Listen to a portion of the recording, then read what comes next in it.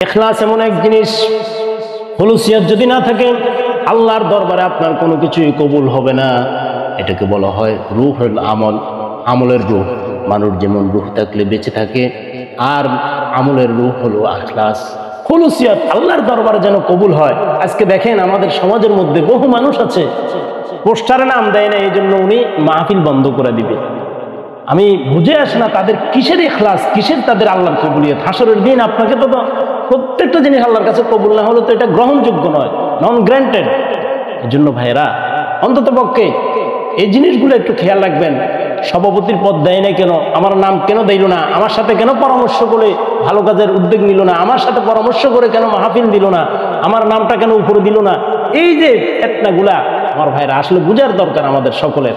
কারণ আপনিও থাকবেন না, আমিও থাকবো না।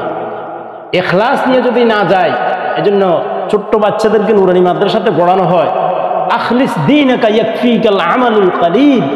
আমল যদি অল্প হয়, ইখলাসের সাথে হয়, অল্প আমলে নাজাতের জন্য যথেষ্ট। আপনি আমল বহু কিছু করলেন কিন্তু আল্লাহর কাছে কবুল হলো না। এজন্য ভাইরা কোথাও কখনো এই ফিতনাগুলো যেন আমরা না করি। আজকে দেখা যায় অধিকাংশ জায়গাতে এই মাহফিলের পোস্টার নিয়ে, নাম দেওয়া নিয়ে, আপনি আল্লাহর কাছে করলেন, নাম কেন উপরে দি নাই, নিচে দিছে কেন? আরে ভাই, আপনি আল্লাহর কাছে কি পরিমাণ কবুলিয়ত এটা তো আমার আল্লাহ ভালো করে জানেন, আপনিও তো জানেন আপনার কি আমল আছে। এখন আসুন আমরা অন্তত পক্ষে এই জিনিসগুলোর ব্যাপারে একমত হই। গত কয়েকদিন আগে মিডিয়ার মাধ্যমে দেখলাম পুরো মাহফিলটাই বন্ধ করে দিচ্ছে। উনি লাইভে এসে বলতেছেন যে ওনাকে নাম দেওয়া হয় না, উনি একজন স্থানীয় জনপ্রতিনিধি। আফসোস হয়, ধিক্কার তাদেরকে জানায়। ইসলামী নলেজ তো নাই এবং আলেম ওলামার সাথেও তাদের সম্পর্ক নাই। এজন্য ভাইয়েরা এগুলো করবেন না কখনো, এগুলোর থেকে বিরত থাকবেন। আল্লাহ আমাদের বুঝার জন্য তৌফিক দান।